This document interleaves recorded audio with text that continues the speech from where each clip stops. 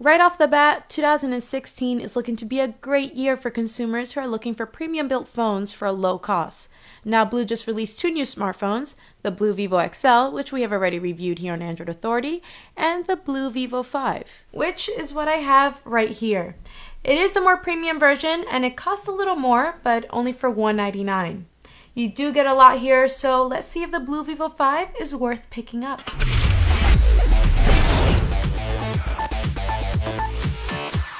Design is the main story here and by far the most interesting aspect of the Blue Vivo 5 due to its metal build. Unlike its big brother, the Blue Vivo XL, the entire backing and sides of the phone are made of metal with these nice chamfered edges. And when feeling the phone and maneuvering it around in your hand, you'll feel that the metal used here is actually pretty high quality.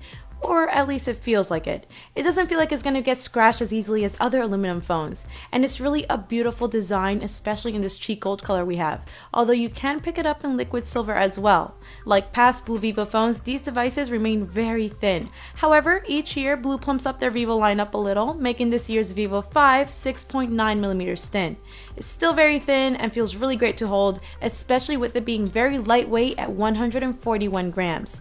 It's ever so slightly rounded on the back, which helps with your grip, and overall when it comes to feel in the hand, the Blue Vivo 5 is one of the best on the market right now.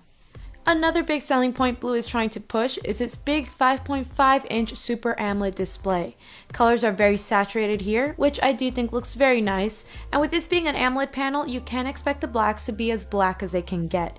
It's really great making these icons pop over the Vivo 5's default black background. Whites do appear pretty pink though, which is normal for a lot of AMOLED panels.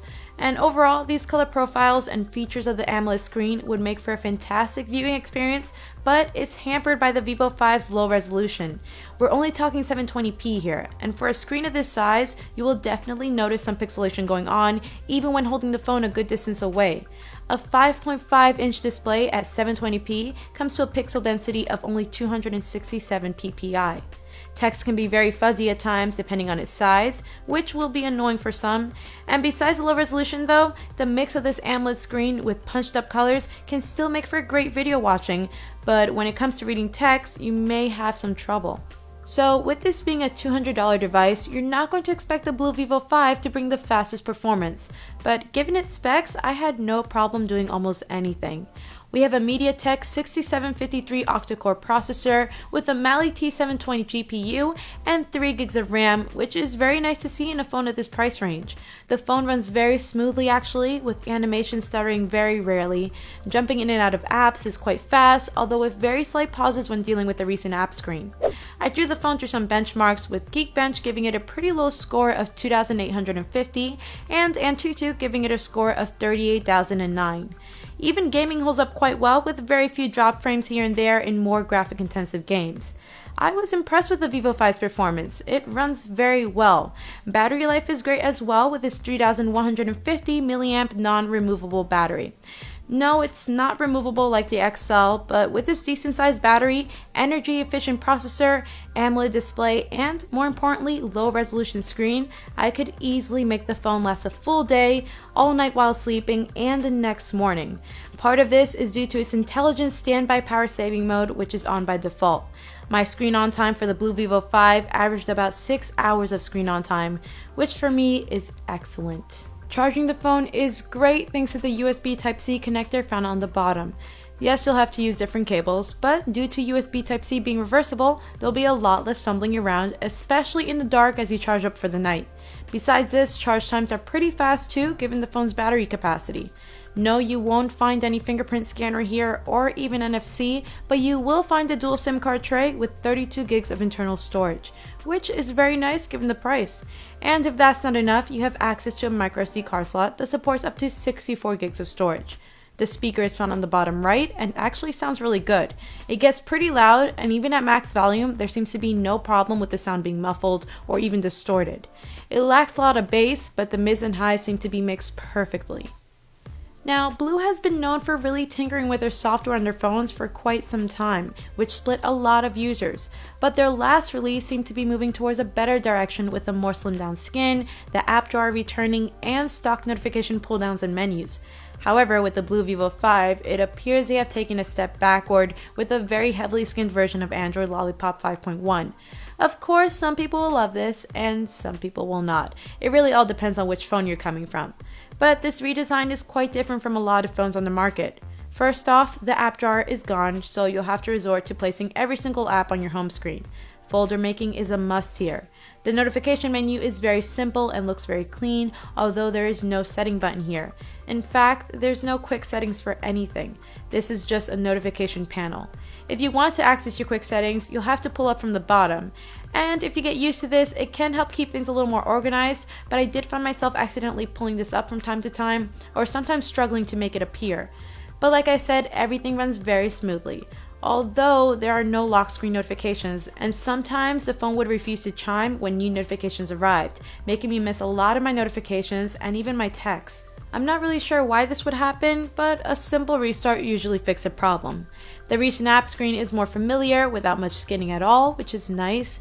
And while we're here, it's worth noting that the recent apps button is capacitive along with the home and back button. Although the back button and recent apps button have been flipped, which can take some time getting used to. Customizing your home screen is very simple, easily allowing widgets and transition effects to be chosen. In the theme app, you can change how your wallpaper and apps look with a lot of dark options, which really suits this AMOLED panel.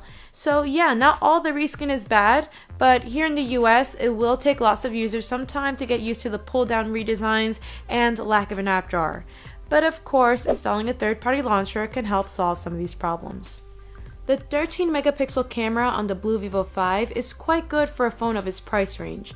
It doesn't have any optical image stabilization and is just your average budget phone camera spec sheet. LED flash along with a 5 megapixel wide-angle selfie camera. Pictures aren't bad at all in good lighting. The colors aren't too saturated, and it can be prone to overexposing and can struggle with dynamic range in the shadows. HDR can help, but oftentimes won't actually create a more appealing photo. All of this being said, photos still look very good. Indoors, some grain will show, and of course, in a tough shot like this, the camera's slower shutter speed can cause moving objects to blur, but for the most part, images still come out very nice. In dark areas, the camera can be very hit or miss. It all has to do with how steady you can keep your hand, as the camera's shutter speed becomes very slow to compensate for loss of light. Most of the time, your shot will become blurry, but every once in a while, you'll capture something perfectly. Video quality is decent for what it is. It's what you would expect from a $200 smartphone camera, with lots of overexposing and constant exposure changes, and it can also be pretty shaky. The front-facing camera actually has a good amount of detail, but when you're not in direct sunlight, you will start to notice some grain. Overall, for a $200 phone to sport this camera, and for it to perform as well as it did in these crazy tests I put it through, there is nothing to complain about here. At the end of the day, this is a $200 smartphone that feels like a flagship that costs triple its price. The build quality on this thing is incredible, with its metal build, thin body, and lightweight. For a phone of this price, you'll be more than happy with this camera, its USB Type-C support, great battery life, and 5.5-inch AMOLED screen. Although you may get tired of the low resolution very quickly, as well as the overskinned software. Is it worth picking up? Well, for the build quality alone, I would say yes. It's great for the price. But even with this year just beginning, we're already starting to see phones in the price range offer a little more, like fingerprint scanners and higher resolution 5.5-inch screens. That being said, you won't find a more premium designed phone for $200. And for that price, you can't go wrong with the Blue Vivo 5. And that's the end of the review. Thanks for watching. Comment below and let me know what you think of the Blue Vivo 5. Do you guys think it's worth $199? Don't forget to check out our website, androidauthority.com, for the full in-depth review where we really go into detail. And as always, stay tuned and subscribe because we are your source for all things Android.